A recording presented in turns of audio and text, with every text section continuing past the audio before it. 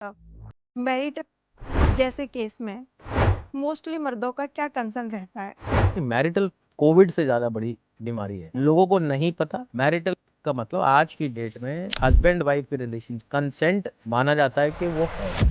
Gender neutral law का जो concept है उसे आप कैसे देखते हैं? इस देश में जो कानून है वो महिलाओं के पक्ष में बने हैं।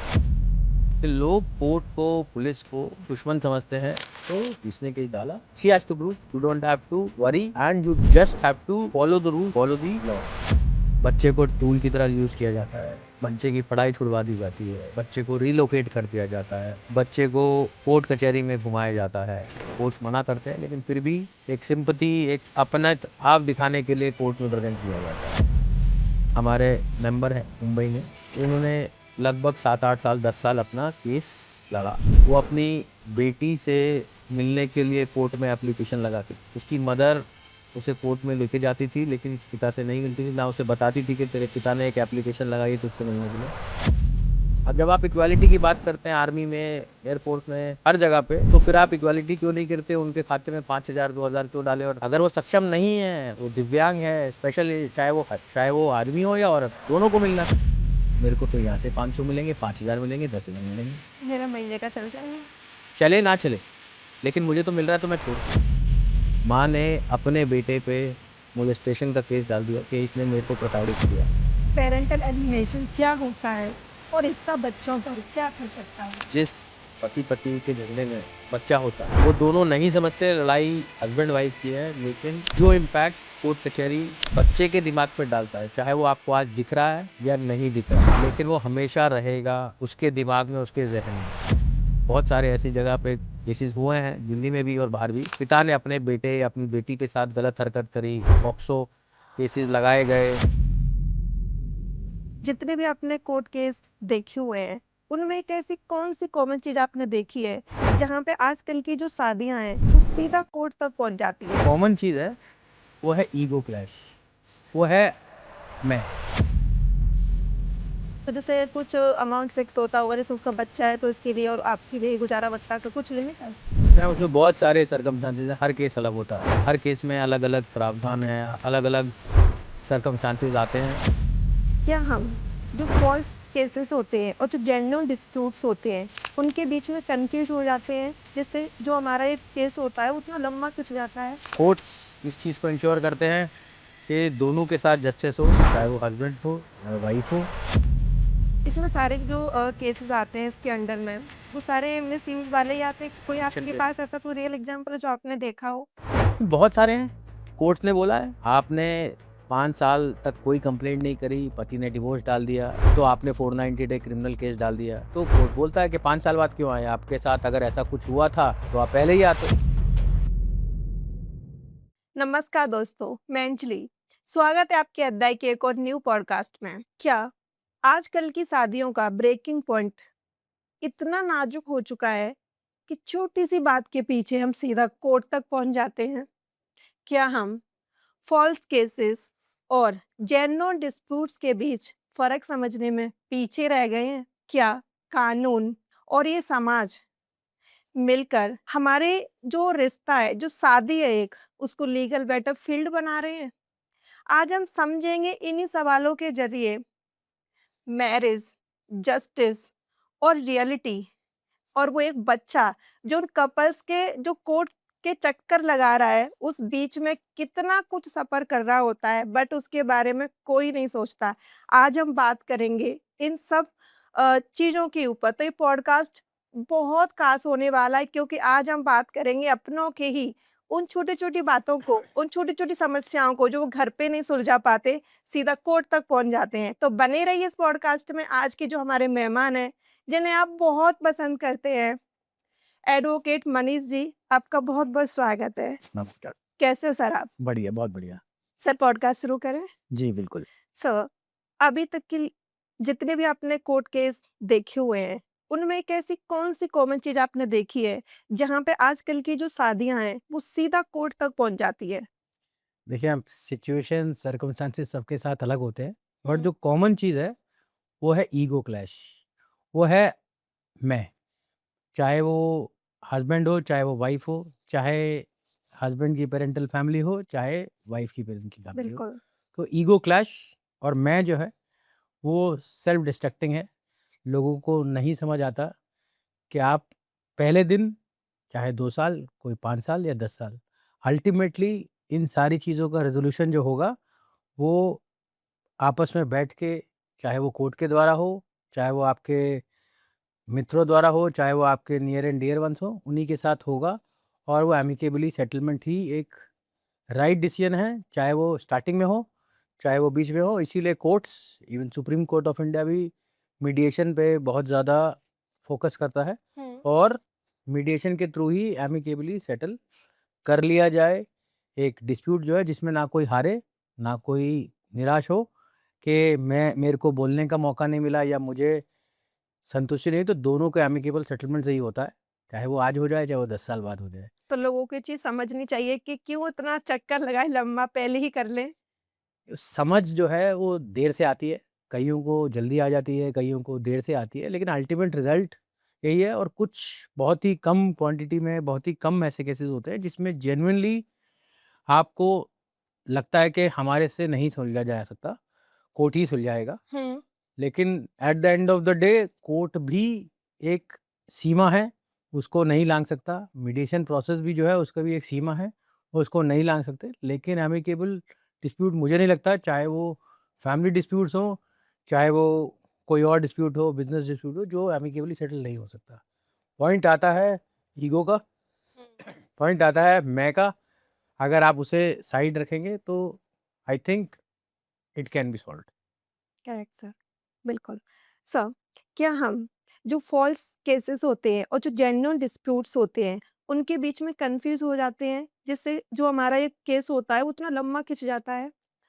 देखिए, मेरे हिसाब से सारे केस जेन्युइन होते हैं और मेजॉरिटी केसेस जो है हुँ। वो फॉल्स होते हैं। तो ये कहना कि फॉल्स केसेस और जेन्युइन केसेस, बहुत सारी जगह खासकर मैट्रिमोनियल डिस्प्यूट्स में पैसा एक बड़ा पड़ाव बन जाता है, पैसा ही मोटिव बन जाता है।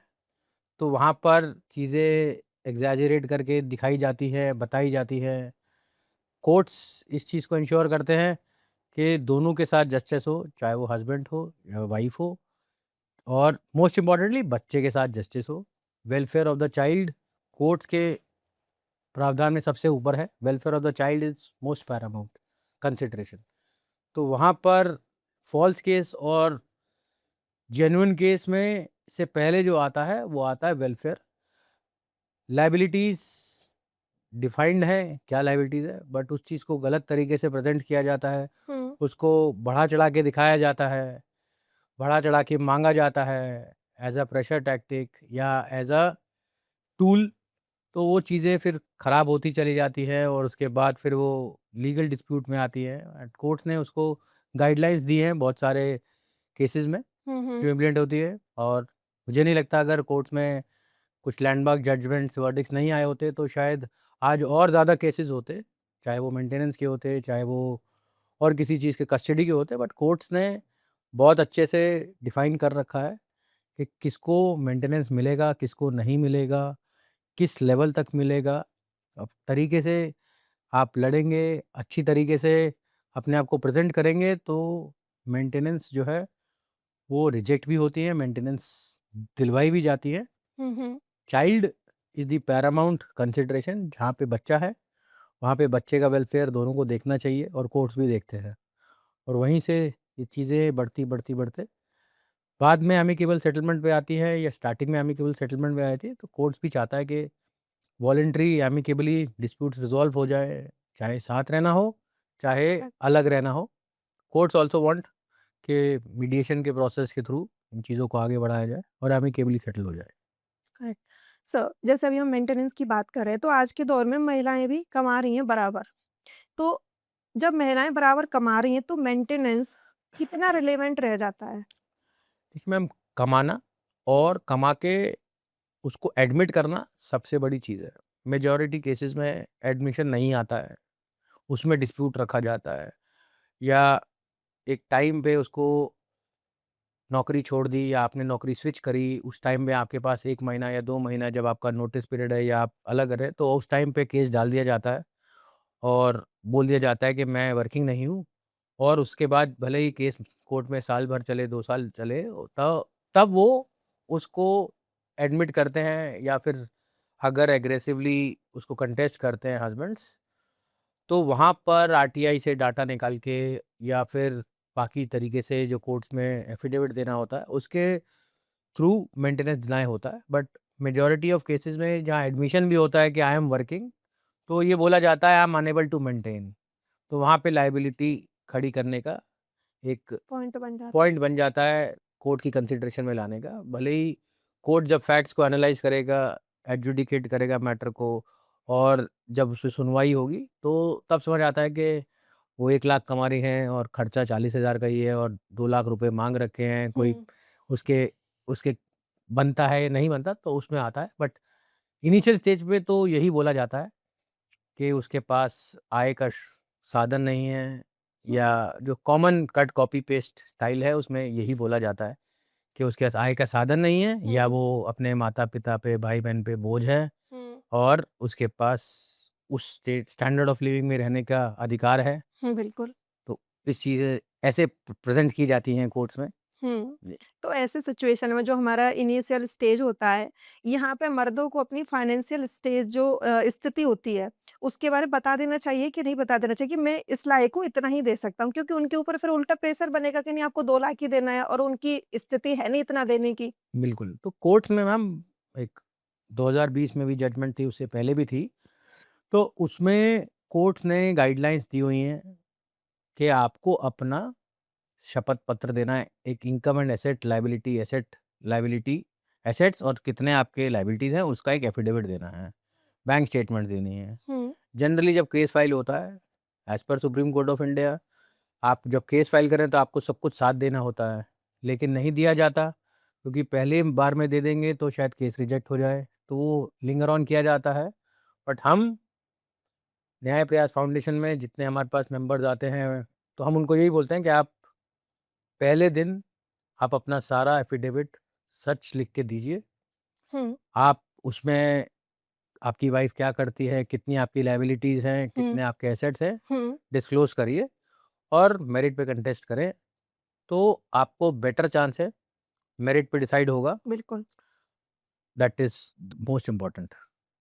करेक्ट। जिससे वो मेंटल स्ट्रेस से कम नहीं तो आपको गुज़रेंगे। कभी ना कभी तो देना है। हाँ, वो तो देना है बट सर लिमिट हमारे तो होती देश है। में हाँ। नहीं, लिमिट तो कोर्ट तय करेगा। माँगने को आप कुछ भी माँग लीजिए। कोर्ट तय करेगा दोनों के कागज़ देखने के बाद, दोनों का जब साथ रहते थे तब का क्या साथ में रह के लाइफ़स्टाइल था, वो सारी चीज़ें देख के ही डिसाइड करता है कोर्ट।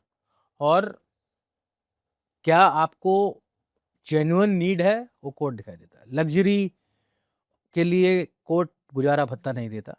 सब आपको बेसिक नीड के लिए।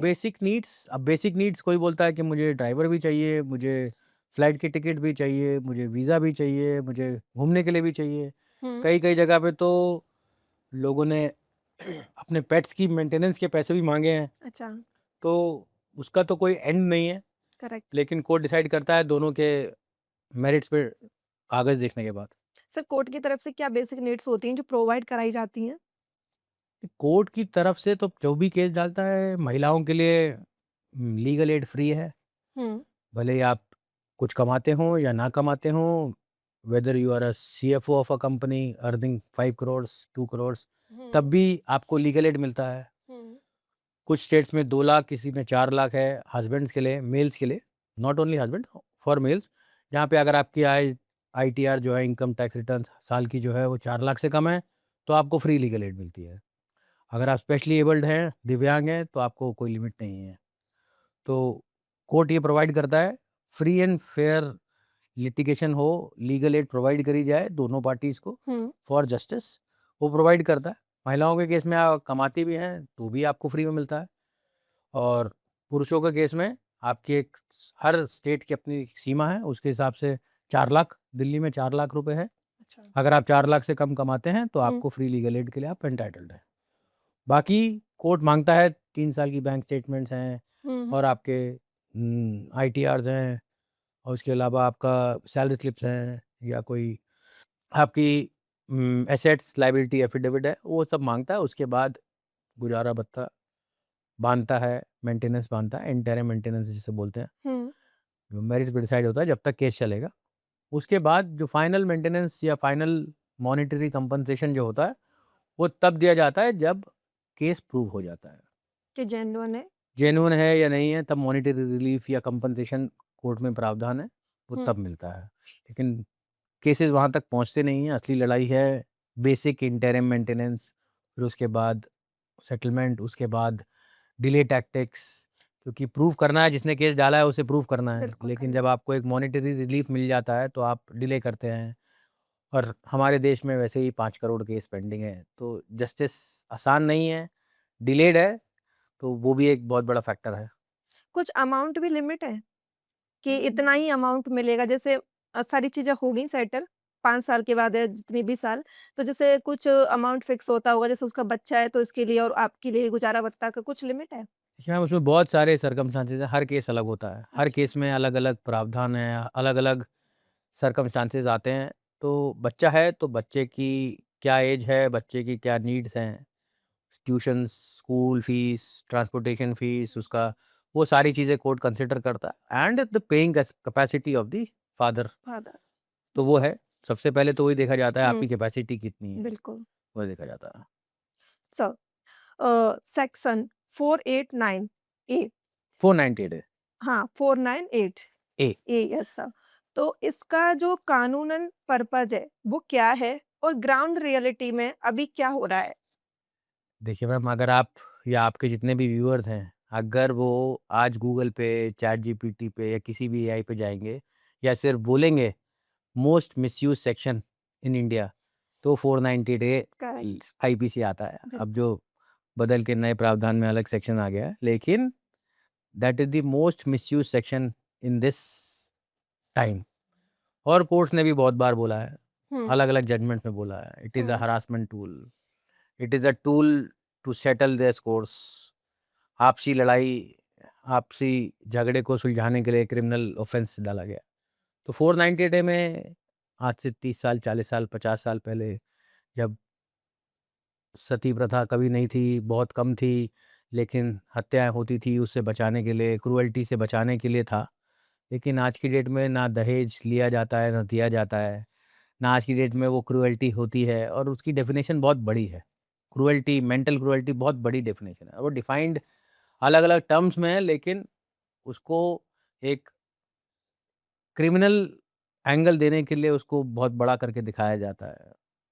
वो 498 ए का मकसद था कि हम अपने देश की महिलाओं को सुरक्षित रखें, लेकिन अब वो एक टूल, एक इनएप्रोप्रिएटली यूज्ड बन गया है कि आप उसको यूज़ करके अपने स्कोर सेटल करें, अपनी ईगो सैटिस्फाई करें, अपने मेंटेनेंस सैटिस्फाई करें, या आप अपना जो भी टर्म्स एंड कंडीशन है, उस पे लाने के लिए ज़्यादातर बन गया है। इसमें सारे जो केसेज़ आते हैं इसके अंडर में, वो सारे मिसयूज़ वाले ही आते हैं, कोई जेन्युइन भी आता है? नहीं, ऐसा कोई डाटा, अगर आप देखेंगे मोस्ट मिसयूज्ड लॉ 498 ए कहना आता है, तो आप कन्विक्शन रेट से जाएँगे, आप किसी को भी डाटा को एनालाइज़ करेंगे, तो वो उसके कन्विक्शन रेट से आता है। कोई कन्विक्शन आपके रेट पास ऐसा कोई रियल एग्ज़ाम्पल है जो आपने देखा हो? बहुत सारे हैं, कोर्ट्स ने बोला है, आपने 5 साल तक कोई कंप्लेंट नहीं करी, पति ने डिवोर्स डाल दिया, तो आपने 498 क्रिमिनल केस डाल दिया। तो कोर्ट बोलता है कि 5 साल बाद क्यों आए? आपके साथ अगर ऐसा कुछ हुआ था, तो आप पहले ही आते। तो case high courts, lower courts या सुप्रीम कोर्ट ने भी क्वैश करे। पेरेंट्स को उसमें पार्टी बना लिया, मैरिड सिस्टर्स को पार्टी बना लिया। तो जब वो साथ रहते नहीं, तो भी आपने उनको एक क्रिमिनल एंगल से पार्टी बनाने की कोशिश करी, तो कोर्ट देखता है और मानता है।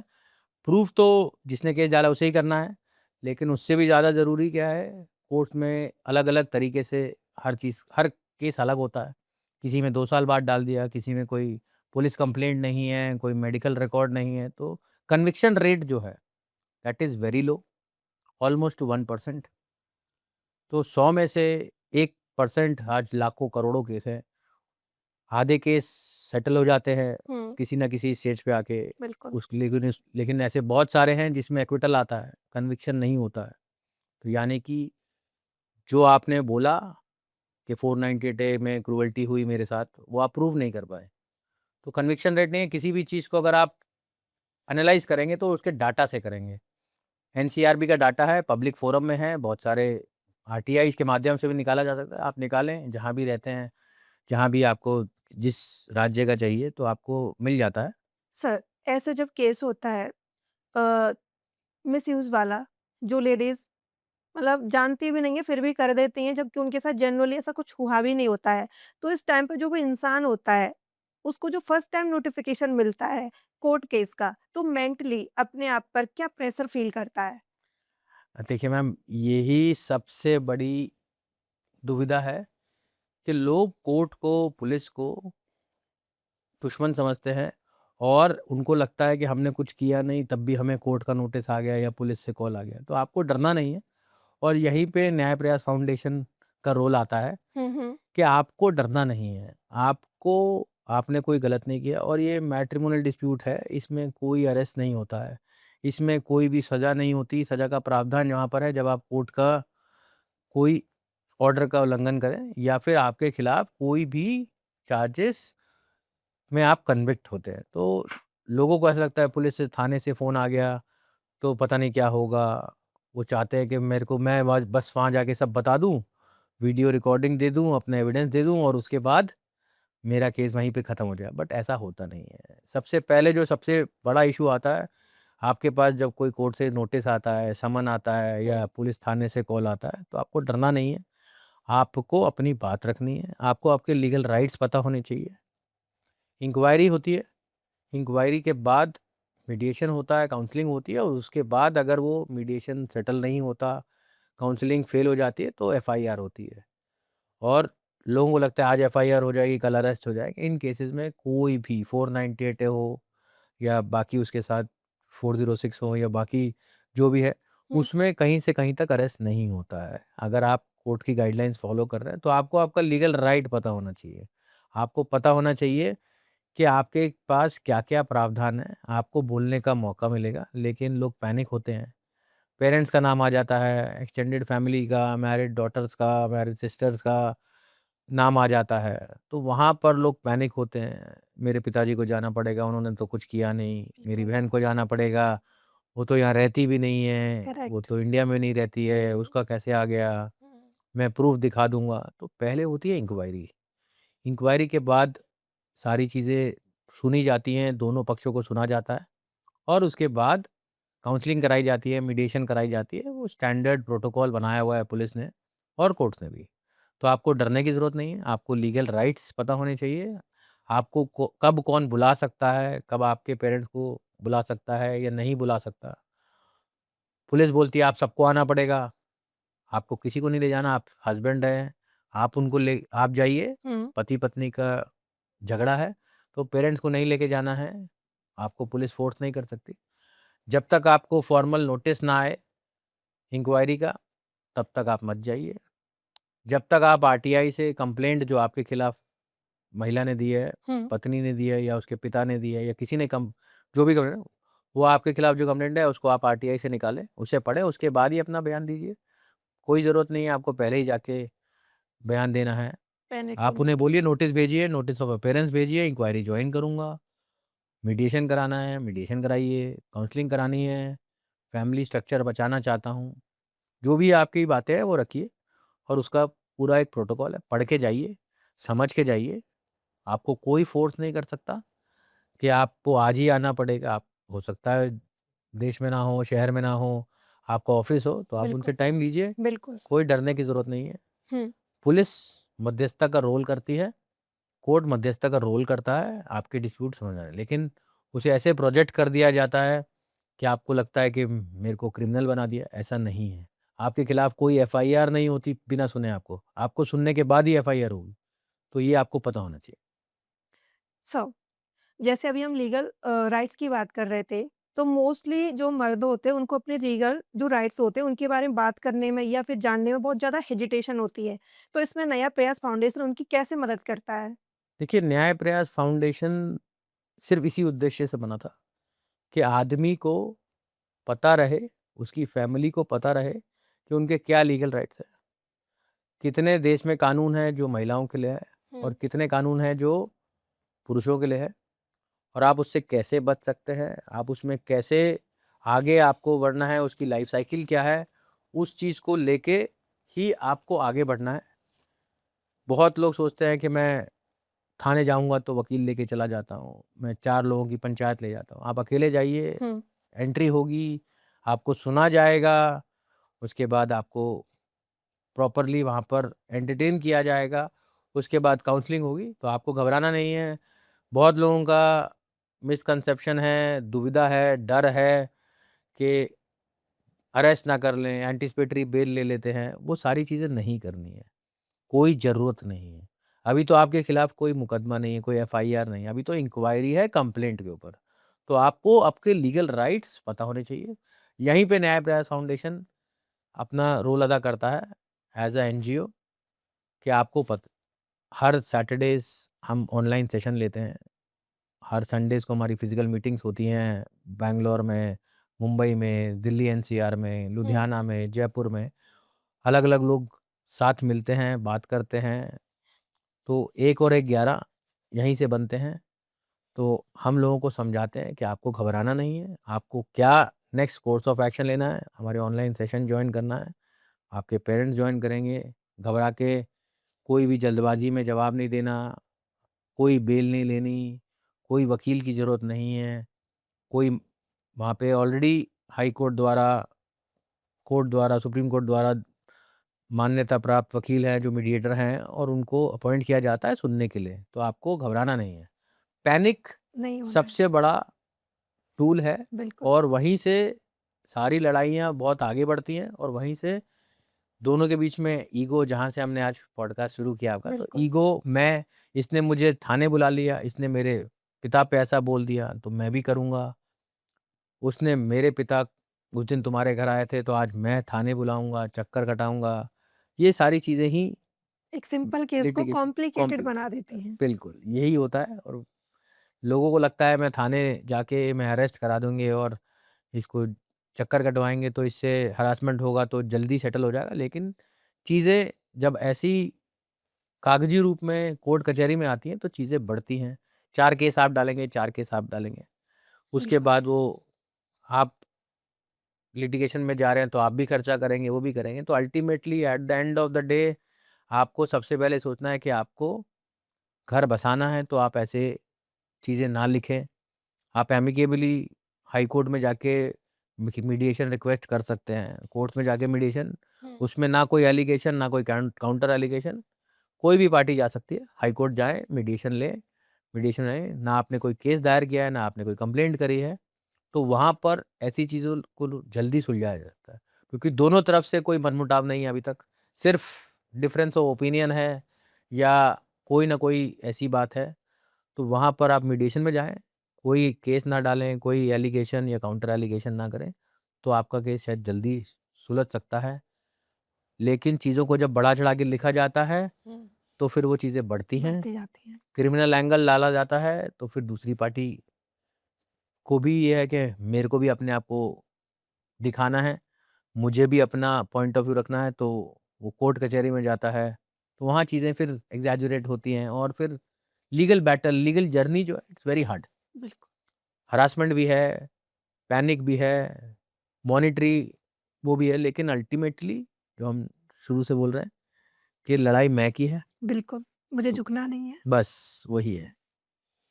जो भी अभी इस टाइम पे अभी कोर्ट केस के किसी भी केस में फँसा हुआ है और उसको हमारे नए प्रयास फाउंडेशन से जुड़ना है, तो डिटेल हम डिस्क्रिप्शन में डाल देंगे। आप वहाँ से जॉइन कर सकते हैं। सर के सेशन जैसे सर ने बताए क्लासेस वगैरह भी होती हैं, काफ़ी आपको हेल्प मिलेगी और इन सब चीज़ों से आप जल्दी निकल जाएँगे। ऐसे केसेस में एक इंसान अपने आप को कोर्ट केस के बाहर कैसे हैंडल करता है और जो उसकी बेइज़्ज़ती हुई है, वापस अपनी उसी इज़्ज़त को लाने में उसे कितना टाइम लगता है और कैसे ला सकता है? ये बेइज़्ज़ती और डिफेमेशन और ये सारी चीज़ें बाद में आती हैं। सबसे पहला जो है वो आपका टाइम कीमती है। बिल्कुल, आप हो सकता है 2 साल में, 5 साल में बाहर निकल के आ जाएँ, लेकिन वो जो आपने 5 साल या 2 साल जो आपने लिटिगेशन में निकाले हैं, आपने हरासमेंट झेली है पुलिस की या एलिगेशंस की, वो बहुत मैटर करते हैं। अब आपको उस लेवल पे सोचना है कि मेरे खिलाफ एक केस आया है, हम्म। मेरे खिलाफ कोई एलिगेशन है, तो वो प्रूव उसी को करना है जिसने डाला है। करेक्ट। तो आपको ये नहीं सोचना कि मेरे को उसने ऐसा बोल दिया तो मैं ऐसा हो गया। उसे प्रूव करना है, मेरिट पे डिसाइड तब होगा जब वो प्रूव करेगा। तो आपको इससे कभी घबराना नहीं है। जिसने केस डाला है उसी को उसे प्रूव करना है, जो अक्सर नहीं होता, मेजॉरिटी केसेस में नहीं होता। क्यों सर? तो क्योंकि वो गलत होता है इस वजह से, या फिर कोई और रीजन होता है? मैंने बताया ना, जैसे कि मैम आप समझिए कि एक लड़ाई हुई है, खाना ना खाने पे, मनपसंद खाना ना बनाने पे, या आज ये इस जगह पे ना जाने पे, वो लड़ाई बढ़ते-बढ़ते ईगो में घर से चले जाना, फिर पेरेंट्स की आपस में बात होना, वहाँ नोक-झोंक होना, वो लड़ाई अब कोर्ट कचहरी तक पहुँच गई। तो उसमें चीज़ें मसाला, तड़का लगता है। जब वो मसाला और तड़का लगता है, तो उसमें बहुत सारी चीज़ें ऊपर आती हैं और फिर दूसरी साइड से काउंटर एलिगेशंस होती हैं। बिल्कुल। तुमने भी ये किया, मैंने भी ये किया, हम्म। तो ताली दोनों हाथ से बजती है। लेकिन आपको ये समझना है कि जिसने केस डाला है उसे प्रूव करना है। आप बिल्कुल क्लियर हो जाइए, यू आर इनोसेंट। हमारे देश का कानून, हमारे देश का कॉन्स्टिट्यूशन ये बोलता है, you are innocent until proven guilty. लोग पहले दिन सोच लेते हैं कि इसने ऐसा बोल दिया तो मैं ऐसा हूँ, मैं ऐसा तो हूँ ही नहीं। बिल्कुल। तो जिसने केस डाला, she has to prove. You don't have to worry and you just have to follow the rules, follow the laws. Sir, parental alienation क्या होता है और इसका बच्चों पर क्या असर पड़ता है? देखिए, ये सबसे क्रिटिकल पॉइंट है, सबसे इम्पोर्टेंट पार्ट है। जिस पति-पत्नी के झगड़े में बच्चा होता है, हम्म। वो दोनों नहीं समझते लड़ाई हस्बैंड वाइफ की है, लेकिन बच्चा सबसे बड़ा सफ़रर होता है। अल्टीमेट। और जो इम्पैक्ट कोर्ट कचहरी बच्चे के दिमाग पे डालता है, चाहे वो आपको आज दिख रहा है या नहीं दिख रहा, लेकिन वो हमेशा रहेगा उसके दिमाग में, उसके ज़हन में। तो अगर आप ये नहीं समझ पा रहे कि मैं और मेरी बीवी, या मैं और मेरा पति माँ-बाप भी हैं, हम एक बच्चे के माँ-बाप हैं, हमारी दोनों की जॉइंट रिस्पॉन्सिबिलिटी है। बच्चे को टूल की तरह यूज़ किया जाता है, बच्चे की पढ़ाई छुड़वा दी जाती है, बच्चे को रिलोकेट कर दिया जाता है, बिल्कुल। बच्चे को कोर्ट कचहरी में घुमाया जाता है। कोर्ट्स मना करते हैं, लेकिन फिर भी एक सिम्पैथी, एक अपनत भाव दिखाने के लिए कोर्ट में प्रेज़ेंट किया जाता है। आज की डेट में कोर्ट में चिल्ड्रन रूम है। दिल्ली जैसे शहर में हर जगह कोर्ट ने चिल्ड्रन रूम बनाए हैं। संडेज़ को भी खुले हैं। कोर्ट बोलता है कि आप बच्चे मिलिए नॉन कस्टोडियन पेरेंट से, जिसके पास कस्टडी है, वो बच्चे को लेकर आएगी, पिता से मिलवाएगी या माता से मिलवाएगी। और सारे कोर्ट सैटरडे, संडेज़ भरे रहते हैं चिल्ड्रन रूम में। लेकिन आप समझिए कि एक पिता, एक अमूमन जो नॉन कस्टोडियन पेरेंट होता है, वो कोर्ट के ऑर्डर से 1 महीने में 1 बार या 2 बार मिलता है। क्या वो बच्चे के लिए सफिशिएंट है? बिल्कुल भी नहीं। आपका बच्चा कोर्ट में जा रहा है, 2 घंटे के लिए अपने पिता से मिल रहा है, क्या वो सफिशिएंट है उसके लिए? बच्चे को तो माँ भी चाहिए पापी और चाहिए। बाप भी चाहिए। आप स्कूल में बच्चा जाता है, वहाँ पेरेंट टीचर मीटिंग होती है, वहाँ पे सिर्फ़ एक पेरेंट जा रहा है, बाकी सब बच्चों के दोनों दोनों पेरेंट्स आ रहे पेरेंट्स हैं। आते हैं, तो वहाँ पर बच्चे की साइकोलॉजी यहाँ पर होती है। तो आप लड़ाई करते रहिए, you may have multiple disputes, लेकिन बच्चे की साइकोलॉजी खराब ना हो, बच्चे का वेलफेयर इम्पोर्टेंट है, तो कोर्ट्स भी बोलते हैं। लेकिन जब मैं आ जाती है, तो फिर उसे यूज़ किया जाता है कस्टोडियन पेरेंट द्वारा, नॉन कस्टोडियन पेरेंट के अगेंस्ट। कोर्ट के ऑर्डर्स होने के बाद भी नहीं मिलवाया जाता, ऐसा भी देखा गया है, हाँ, बहुत सारे केसेस हुए हैं ऐसे। बहुत सारी जगह पे। फ़ॉल्स इम्प्लीकेशन किया जाता है कि इसने तो मुझे डाँटा, मारा, पीटा, बच्चे के सामने गाली दे दी चिल्ड्रन रूम में, बच्चे के साथ अलग-अलग गलत हरकतें की गई। बहुत सारे ऐसी जगह पे केसेस हुए हैं, दिल्ली में भी और बाहर भी, कि चिल्ड्रन रूम में एलिगेशन लगे कि बच्चे के एक पिता ने अपने बेटे या अपनी बेटी के साथ गलत हरकत करी, पॉक्सो केसेस लगाए गए, जो बाद में गलत। झूठे पाए गए, एक्विटल किया गया। लेकिन वो ट्रॉमा, वो बेइज़्ज़ती, वो मेंटल हरासमेंट जो सफरिंग है, जो टाइम बच्चे का उस टाइम अलग कर दिया गया विजिटेशन होने के बावजूद, तो वो सारी चीज़ें बच्चे को ज़रूर हैम्पर करती हैं। प्रॉपर्टी डिस्प्यूट्स में आजकल पॉक्सो लग रहे हैं। एक कार पार्किंग में एक पड़ोसी की लड़ाई में पॉक्सो केसेस और सेक्सुअल असॉल्ट का एलिगेशंस लग रहे हैं and courts are very strict. आप सेटलमेंट करके आ गए 2 साल बाद पुलिस मशीनरी को यूज़ कर लिया, एडमिनिस्ट्रेशन को यूज़ कर लिया, एक पार्किंग की लड़ाई में, एक प्रॉपर्टी डिस्प्यूट में, तो और आगे जाके भी कोर्ट्स को और स्ट्रिक्ट होना पड़ेगा। अदरवाइज़ ये छोटे-छोटे पेटी इश्यूज़ पे हुँ। हीनियस क्राइम जैसे पॉक्सो केसेस या सेक्सुअल असॉल्ट वाले खराब करेंगे 100%। सो क्या कोर्ट केस में जो पेरेंट्स हैं, दोनों आपस में लड़ रहे हैं, उसमें बच्चे को घसीटना बंद किया जाना चाहिए? अगर हाँ, तो इसके लिए क्या प्रावधान होने चाहिए? देखिए, बहुत स्पष्ट रूप से जवाब दूँगा। आप बच्चे को एक टूल मत यूज़ करें। आप बच्चे को एक हरासमेंट का पॉइंट की तरह यूज़ ना करें। मैंने फिर वही बोलूँगा, बच्चे का विज़िटेशन कानूनी तौर पे बिल्कुल जायज़ है, उसे ख़त्म मत करें। आप बच्चे के दिमाग में ये इम्पैक्ट मत डालें कि तेरे पिता खराब हैं या तेरी माता खराब है। तूने ट्यूटर जो किया जाता है, पैस्चर जो किया जाता है कस्टोडियन पेरेंट द्वारा, हुँ। वो बच्चे की साइकोलॉजी पे, लाइफ़ लॉन्ग साइकोलॉजी पे हैम्पर करता है। और हमने बहुत जगह पे देखा है, ऐसा होता है कि जो बच्चा कस्टोडियन पेरेंट के साथ रह रहा था, आज वो उनको देखने के लिए भी तैयार नहीं है, क्योंकि जब वो बड़ा हुआ, उसने इतने सालों से लिटिगेशन जर्नी देखी और आज वो माँ को छोड़ के पिता के साथ है, क्योंकि उसने देखा, कोर्ट में जब पूछा तो उसने बोला मैं पिता के साथ रहूँगा और कोर्ट ने कस्टडी भी ट्रांसफ़र करी है। मैंने खुद एक 8 साल के बच्चे की कस्टडी ट्रांसफ़र कराई है पिता को। तो कोर्ट बिल्कुल देखता है, लेकिन वो कोर्ट के अंदर चीज़ें आने में, रखने में और उसे सुनने में, सुनवाई के बाद लेट होता है। तैयार होने में, समझने में बहुत टाइम लगता है। तो उससे बढ़िया है कि आप दोनों आपस में लड़िए, कोर्ट में लड़िए, मेरिट्स पे लड़िए, बट बच्चे को ना घसीटें। बच्चे की पढ़ाई खराब ना हो, बच्चे का वेलफेयर हो, उस पे ध्यान रखेंगे तो शायद चीज़ें बेटर तरीके से सुलझाई जा सकती है। ऐसा एक बच्चा, कोई अगर आपके पास एग्ज़ाम्पल हो, जिसने इतना कुछ सफ़र किया है और उसका पूरा करियर ख़त्म हो गया, मतलब वो उसी ट्रॉमा में, उसी सिचुएशन में रहता है, ना किसी से ज़्यादा बात करता है, ना ही कुछ, मतलब ऐसे ही, मतलब नॉर्मल इंसान नहीं कह सकते हमें, जैसे हम दोनों बातचीत कर रहे हैं, इस तरीके से नहीं है। कोई ऐसा एग्ज़ाम्पल है आपने जिसको देखा हो, छोटे से लेके बड़ा होता हुआ, कोई केस हो आपका? बहुत सारे हमारे पास मैम, बहुत सारे। तो एक ऐसा कोई केस जिसे आप बताना मैं चाहें? आपको एक छोटा-सा वाक़या बताता हूँ। एक हमारे मेंबर हैं मुंबई में, हुँ, उन्होंने लगभग 7-8 साल, 10 साल अपना केस लड़ा। हुँ, वो अपनी बेटी से मिलने के लिए कोर्ट में एप्लीकेशन लगाते थे हुँ, and I am proud to say that girl today is our member.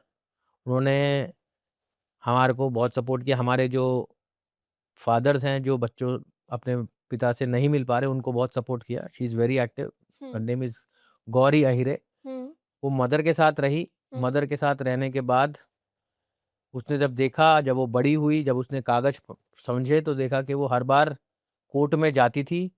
उसकी मदर उसे कोर्ट में लेके जाती थी, लेकिन पिता से नहीं मिलती थी, ना उसे बताती थी कि तेरे पिता ने एक एप्लीकेशन लगाई है तुझसे मिलने के लिए। और उसे ट्यूटर करती थी कि तेरे पिता मारते हैं, देखो आज मेरी पिटाई हुई, ये हुआ, आज मेरे को ऐसा बोला। लेकिन जब उसने कागज़ देखे, तो आज वो लड़की अपने पिता के साथ है हुँ। और आज उसी माँ ने उस लड़की पे भी, अपनी बेटी पर भी केस डाला हुआ है डोमेस्टिक वायलेंस का कि अरे! मेरी बेटी ने भी मेरे साथ प्रताड़ना करी अरे वाह! और आज वो केस चल रहा है एंड आई एम प्राउड न्याय प्रयास फाउंडेशन में शी इज़ विद अस और हमारे हर कॉन्क्लेव में, चाहे वो वर्चुअली प्रेज़ेंट हो, चाहे वो फिज़िकली प्रेज़ेंट हो, आके मोटिवेट करती है। हमारे पास और बहुत सारे केस हैं। एक हमारे पास एक मेंबर हैं, जो बड़े मीडिया हाउस में काम करते थे। 2 बच्चे माँ के साथ रहते थे। हुँ, लेकिन जब वो बच्चा बड़ा हुआ, उसने देखा कि कौन सही है, कौन गलत है, क्या मुझे समझाया जा रहा था इतने टाइम से, तो वो पिता से मिलने लगा, छुप-छुप के मिलने लगा, हुँ, दादा-दादी से मिलने लगा और उसके बाद वो पिता पिता से जब ज़्यादा मिलाव हुआ उसका तो माँ को पसंद नहीं आया हुँ, और उसने माँ ने उसे घर से घुसने से मना कर दिया। रात के 1 बजे पिता को फ़ोन किया गया, पिता उसे लेने आए और उसके रिटेलिएशन में, उसके काउंटर ब्लास्ट में माँ ने अपने बेटे पे मोलेस्टेशन का केस डाल दिया कि इसने मेरे को प्रताड़ित किया। आप सोचिए ये कितना दुखदाई है और आज भी वो केस है। बच्चे की तरफ से भी हम लड़ रहे हैं, पिता की तरफ से भी लड़ रहे हैं, हस्बैंड की तरफ से भी और मदर बस एलिगेशन लगा दिए, ना वो कोर्ट आती है, ना उसे उसके बारे में बात करते हैं। लेकिन आप सोचिए अब बच्चा बड़ा हो गया तो उसका 20 साल, 22 साल की उम्र में वो बच्चे जिसने ये एलिगेशन सुनी कि मेरी माँ ने मेरे ऊपर फिर मोलेस्टेशन का केस डाल दिया, तो उसका आगे का करियर, उसका आगे की साइकोलॉजी कितना हैम्पर करेगी। टोटली। तो ये मिसयूज़ बहुत ज़्यादा हद तक हो गया है। ऐसे केसेस में आप उन महिलाओं को क्या कहना चाहेंगे? क्या उनको अपनी रिस्पॉन्सिबिलिटी के बारे में पता होना चाहिए? अगर है तो फिर वो ऐसा क्यों कर रही हैं? क्या कहना चाहेंगे आप उन लोगों को? देखिए रिस्पॉन्सिबिलिटी सबको पता होता है। आजकल सब पढ़े लिखे हैं, जेन ज़ी से लेके मिलेनियल से लेके सब है, सबको पता है। कोई अनपढ़ हो, चाहे वो पढ़ा लिखा हो, इंस्टाग्राम, यूट्यूब, सोशल मीडिया के ज़माने में सबको पता है, लेकिन उसे इम्प्लीमेंट नहीं किया जाता है। सिर्फ़ देख के, सोच के वहीं बस छोड़ देते हैं। वो छोड़ देते हैं, लेकिन वो इम्प्लीमेंट नहीं करते कि मेरे बच्चे पे क्या? बच्चा तो आप ही का है, आप ही का रहेगा। बिल्कुल। अब आपने अपने बच्चे पे ऐसा गंभीर जघन्य अपराध का एक एलिगेशन लगाया है। आप दोनों हो सकता है हस्बैंड वाइफ तलाक ले लें, हो सकता है फिर से साथ आ जाएँ, लेकिन बच्चे के दिमाग में तो हमेशा रहेगा मेरी माँ। सोच भी कैसे सकते हैं? करेक्ट। हो भी कैसे सकता है? और अगर हुआ है, तो आप कोर्ट में सामने नहीं आ रहे, उसको प्रूव नहीं करना चाहते, बस आपने एक कंप्लेंट डाल के छोड़ दी, जिससे कि वो सामने ना आए कि मेरी मदर क्या कर रही है, या जब बच्चे ने टोका कि आप मुझे क्यों वो काम नहीं करने दे रही, मुझसे पिता से क्यों नहीं मिलने दे रही, वो चीज़ें सामने ना आए इसलिए बस ऐसी कंप्लेंट कर दी, तो ना ऐसा उसे भी परस्यू सर करते हैं। ऐसा भी होता है कि जैसे हमने कोई केस कर दिया, आप जैसे बता रहे हैं और फिर वो महिला कोर्ट में नहीं आती है, तो इस ऐसे सिचुएशन में कोर्ट कोई उन्हें नोटिफ़िकेशन नहीं देता है? कोर्ट देता है, आज ही का मैं आपको बताऊँगा, आज हम 1 मई में खड़े हैं, आज ही हमारे एक ग्रुप में, नया प्रेस फाउंडेशन ग्रुप में एक ने ऑर्डर शीट डाली, जिसमें महिला को बोला गया था कि आप गुजारा भत्ता माँगने आई हैं, तो आप अपने 3 साल की बैंक स्टेटमेंट दीजिए, तो आप अपना सारा रिकॉर्ड दीजिए, वो आई नहीं। 1 साल बाद कोर्ट ने उसे खारिज कर दिया आज ही। तो आपने केस डाल दिया, हरासमेंट कर लिया, लेकिन आपको जब कागज़ माँगने की बारी आई, तो आपने तो केस डिसमिस इन डिफ़ॉल्ट, नॉन प्रोसिक्यूशन पे खारिज हो गया। तो ऐसे ही ये भी हो जाएगा।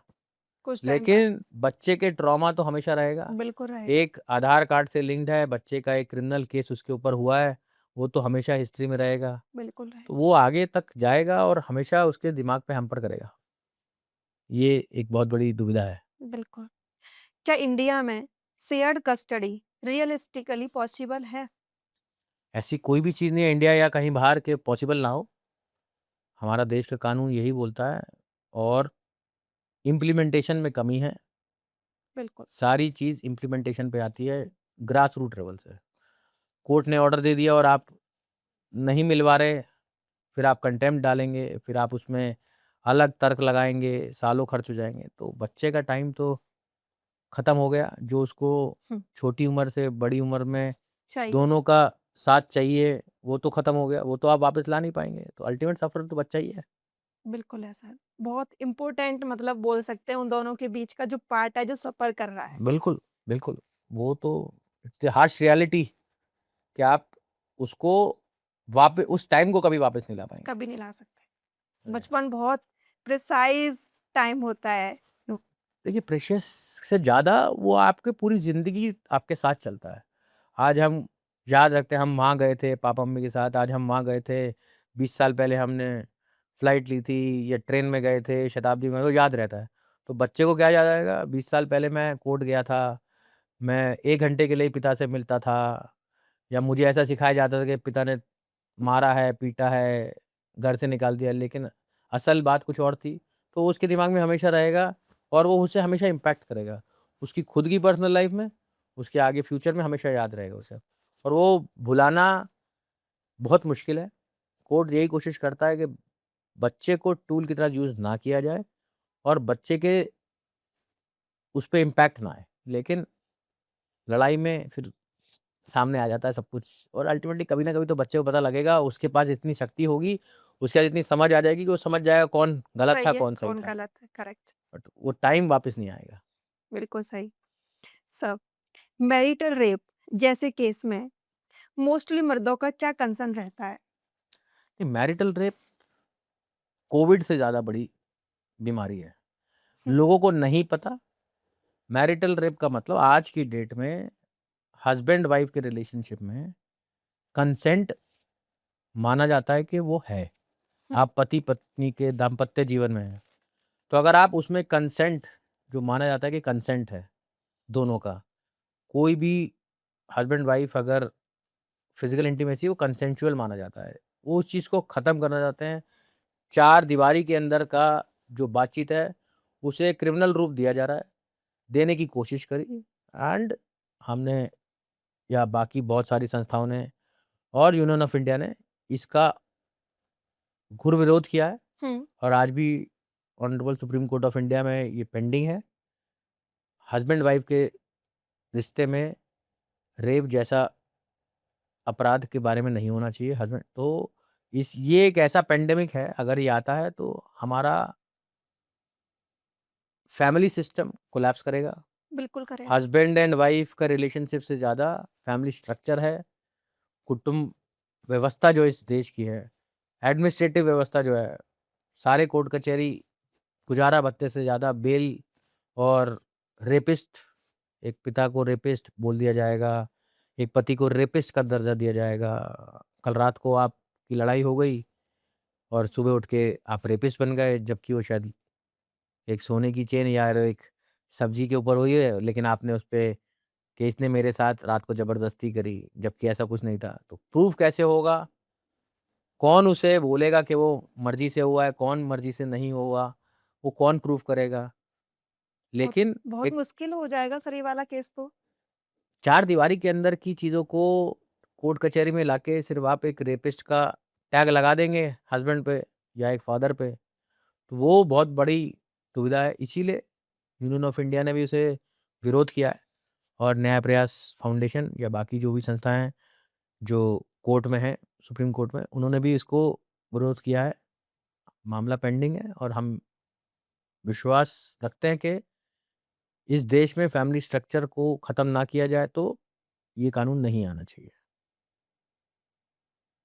सर, जेंडर न्यूट्रल लॉ का जो कॉन्सेप्ट है उसे आप कैसे देखते हैं? जेंडर न्यूट्रल लॉ तो अगर आप अपने फॉलोअर्स से पूछेंगे, तो सबको पता लग जाएगा, चाहे वो कॉलेज में हो, चाहे वो स्कूल में हो, चाहे वो एक प्राइवेट कंपनी में काम करता हो, चाहे वो एक गवर्नमेंट एम्प्लॉयी हो, चाहे वो रिटायर्ड हो। तो इस देश में जो कानून हैं, वो महिलाओं के पक्ष में बने हैं। बिल्कुल, जेंडर न्यूट्रल लॉज़ होने चाहिए, हर जगह होने चाहिए, ये कॉन्स्टिट्यूशनल राइट है और कॉन्स्टिट्यूशनल ड्यूटी भी है स्टेट्स की। बट कुछ पॉलिटिकल पार्टीज़ या सारी पॉलिटिकल पार्टीज़ एक एज लेने के लिए, वोट बैंक के माध्यम से रुझाने के लिए उसको यूज़ करते हैं। हमारे कॉन्स्टिट्यूशन में महिलाओं को प्रोत्साहन देने के लिए, एम्पावरमेंट के लिए अलग-अलग कानून बना सकती है, ये फ्रीडम है। बट उसको आप देखिए कोर्ट्स में, आप हर जगह पे आर्मी में इक्वालिटी की बात करते हैं, लेकिन किसी भी पॉलिटिकल पार्टी ने, ज़्यादातर सारी पॉलिटिकल पार्टीज़ ने महिलाओं के लिए फ्रीबीज़ जिसे बोलते हैं, रेवड़ी जिसे बोलते हैं, वो देते हैं। कोई लाडली बहना योजना, तो कोई लक्ष्मी योजना, कोई तो कन्या सुकन्या सु योजना, पता उसके नहीं। हर हर उसको लेडीज़ के लिए कि रुझाने के लिए, उसे वोट बैंक की तरह यूज़ करने के लिए दिए जाते हैं। अब जब आप इक्वालिटी की बात करते हैं आर्मी में, एयर फ़ोर्स में, हर जगह पे, तो फिर आप इक्वालिटी क्यों नहीं करते? उनके खाते में 5,000 2,000 क्यों डालें? और आप, अगर वो सक्षम नहीं है, वो दिव्यांग है, स्पेशल चाहे वो आदमी हो या औरत, दोनों को मिलना चाहिए। बिल्कुल, लेकिन सरकारें उसे यूज़ करती हैं वोट बैंक, तो यही सबसे बड़ी इश्यू है, यही सबसे बड़ा प्रॉब्लमैटिक चीज़ है कि आपको एम्पावरमेंट भी चाहिए और आपको फ्रीबीज़ भी चाहिए। वो लुभाए जाते हैं, वो लुभा के मिले ना मिले, लेकिन एक तरफ से एक ओपन रिश्वत, ओपन खरीदारी है और माइंडसेट खराब कर दिया जाता है कि मैं तो अब काम नहीं करूँगी, मेरे को तो यहाँ से 500 मिलेंगे, 5000 मिलेंगे, 10,000 मिलेंगे। मेरा महीने का चल जाएगा। चले ना चले, लेकिन मुझे तो मिल रहा है तो मैं छोड़ क्यों दूँ? फ्री बस सेवा महिलाओं के लिए क्यों होनी चाहिए जबकि वो पुरुष हो, महिला हो, बच्चा हो, बुजुर्ग हो, सबके लिए होनी चाहिए।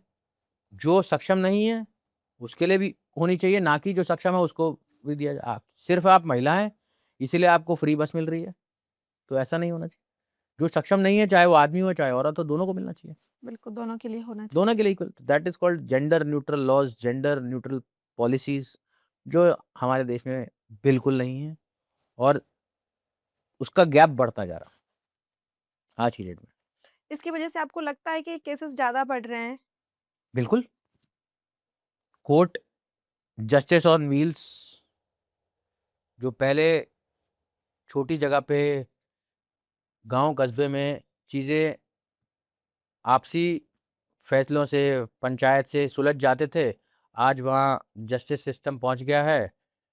तो जहाँ पे केसेस सुलझने चाहिए पंचायत में, आपसी बिरादरी में, वो सब कोर्ट में आते हैं। कोर्ट में आने के बाद लड़ाई झगड़े में, फिर बाद में वही पंचायत और वही सरपंच और वही पड़ोसी रिश्तेदार मिलके ही ख़त्म कराते हैं। तो आपको अवेलेबिलिटी मिल रही है जस्टिस रीच आउट के लिए, तो उसका मिसयूज़ नहीं होना चाहिए। इतनी सारी हमने गहन बातें करी हैं। एक इंसान को समझ में आ गया होगा कि मुझे क्या करना है, क्या नहीं करना। तो अगर हम इसे कंक्लूड करें, अपने पूरे पॉडकास्ट की बातचीत को, तो उन कपल्स के लिए और उस बच्चे के लिए आप क्या कहना चाहेंगे, जो फिलहाल अभी कोर्ट केस के चक्कर काट रहे हैं? देखिए ये एक पर्सनल चॉइस है कि आप उसे क्या करें। कोर्ट में लेके जाएँ, 2 साल चलाएँ, 10 साल चलाएँ, 20 साल चलाएँ। लेकिन उससे आपका बच्चा सफ़र ना करे, आपकी मेंटल हेल्थ सफ़र ना करे, आपकी फैमिली की मेंटल हेल्थ सफ़र ना करे, वो सबसे ज़रूरी है। आपका पीस ज़्यादा ज़रूरी है, लेकिन कुछ जगह पे जब बात आपकी सेल्फ रिस्पेक्ट पे हो, तो आपको सेल्फ रिस्पेक्ट खो के या डर के, हरासमेंट में आके, पैनिक में आके सेटलमेंट मत करिए। जहाँ सेटलमेंट करनी है बिल्कुल करिए, चाहे वो किसी भी कैपेसिटी में हो, लेकिन सेल्फ रिस्पेक्ट बहुत बड़ी चीज़ है। सेल्फ रिस्पेक्ट नहीं खोनी चाहिए। आप भले ही कोई के कोर्ट केस जीत जाएँ, लेकिन अगर आपने सेल्फ रिस्पेक्ट खो दी, आपका खुद का वो अंदर से चाहे आपने पैसे दे के या पैसे लेके कोई भी चीज़ सेटल करी, लेकिन आपकी सेल्फ रिस्पेक्ट हमेशा सबसे ऊपर रहनी चाहिए और you should everyone should try to solve things amicably as soon as possible. There is no need to linger on the cases. There is no need to run for justice. Yes, you should. But अगर आपको लगता है चीज़ें सही time पे ख़त्म हो जाती, वो सबसे बड़ी चीज़ है और जिसका केस है उसी को पता है कि क्या उसके लिए सही है, क्या कर उन्हीं को पता है कौन सच्चा है, कौन झूठा है। Self respect, dignity is most important. बिल्कुल। सर, ये तो बात रही जो कोर्ट केस के चक्कर इस टाइम पे काट रहा है। अब एक वो इंसान जिसके घर में झगड़े अभी चल रहे हैं, स्टार्ट हुए हैं और वो सोच रहा है कि मुझे बाहर जाना चाहिए, कोर्ट केस का मतलब सहारा लेना चाहिए। तो क्या उसको लेना चाहिए फिर घर में ही सारी चीज़ें सुलझाने लेनी चाहिए? अगर सुलझा लेनी चाहिए तो वो किस तरीके से उन्हें सुलझा सकता है, सेटल कर सकता है अपने फैमिली के साथ? बातचीत करके। अमूमन बातचीत बंद कर दी जाती है। आप बातचीत करेंगे तो आपको कोई ना कोई हल ज़रूर मिलेगा। अगर उसके बाद आपको लगता है कि आपने पूरा प्रयास कर लिया तब भी नहीं सुलझ रही तो आप मैरिज काउंसलर पे जाएँ या फिर आप मीडिएशन सेंटर्स में जाएँ विदाउट किसी एलिगेशन, विदाउट एनी केसेस, वहाँ जाके सुलझाइए। ऐसा नहीं है, बातचीत या कम्युनिकेशन कम होना और बाद में ख़त्म हो जाना ही सबसे बड़ा फैक्टर होता है लिटिगेशन का। अगर आप बातचीत कर रहे हैं, अगर आप कम्युनिकेट कर रहे हैं, एक-दूसरे से क्या इश्यूज़ आ रहे हैं, कैसे इसे रिज़ॉल्व कर सकते हैं, तो शायद एक हेल्दी मैरिड लाइफ़ बच सकती है, एक हेल्दी शादी बच सकती है। हम दैट इज़ ऑल। अगर हम कंक्लूड करें सारी चीज़ों को तो एक कम्युनिकेशन गैप नहीं होना चाहिए। बिल्कुल, वो वही प्रॉपर सबसे बड़ी होगा, प्रॉब्लम है। दोनों के बीच में तो ये चीज़ें होंगी ही नहीं। बिल्कुल, बिल्कुल। और मेरा तो यही रहेगा, पेरेंट्स को दूर रखें, रिश्तेदारों को दूर रखें, आपस में सुलझाएँ। क्योंकि जब पेरेंट्स या कोई और मान लेते हैं, आप अपने दोस्तों की मदद लीजिए। न्याय प्रयास फाउंडेशन या और बहुत सारी संस्था हैं महिलाओं के लिए भी, उनको यूज़ करें। उनका एडवाइस लें और उनको बीच में डाल के आप कर सकते हैं। लेकिन आप पेरेंट्स को, फैमिली को, तो फिर वो एलिगेशन और काउंटर एलिगेशन से विवाद बढ़ता है। पहले आप कोशिश करिए आपस में बातचीत बंद ना करें, जो अक्सर एक हस्बैंड वाइफ के बीच में होता है कि वो आप कट ऑफ हो जाते हैं, एक घर में रहकर भी अलग हो रह जाते हैं। लेकिन जब तक आप बात नहीं करेंगे, कम्युनिकेट नहीं करेंगे तो चीज़ें बढ़ेंगी। Mediation, communication is the bridge. बिल्कुल। Thank you so much sir. इतनी गहरी बातचीतों के लिए पर्सनली मुझे बहुत कुछ जानने को मिला, मेरी ऑडियंस को भी, थैंक यू। जो इन सब चीज़ों से सफ़र कर रहे हैं या फिर नहीं भी कर रहे हैं, उनके घर में लड़ाई झगड़े हो रहे हैं, कुछ भी रीज़न है एक्स, वाई, ज़ेड, बट आपको इस पॉडकास्ट से एक लेसन मिला है कि हमें ऐसी चीज़ें नहीं करनी चाहिए, क्योंकि हमारे साथ हमारे बच्चे भी होते हैं, हमारा परिवार भी होता है, हम कभी भी अकेले नहीं होते। अगर हम शादी कर रहे हैं, तो हम फैमिली भी बनाएँगे अपनी। तो इन सब चीज़ों को लेके चलना चाहिए, हमें सीधा कोर्ट केस तक नहीं पहुँचना चाहिए। Thank you so much. मिलते हैं नेक्स्ट एपिसोड में। सर, बहुत-बहुत प्लीज़, धन्यवाद। Thank you.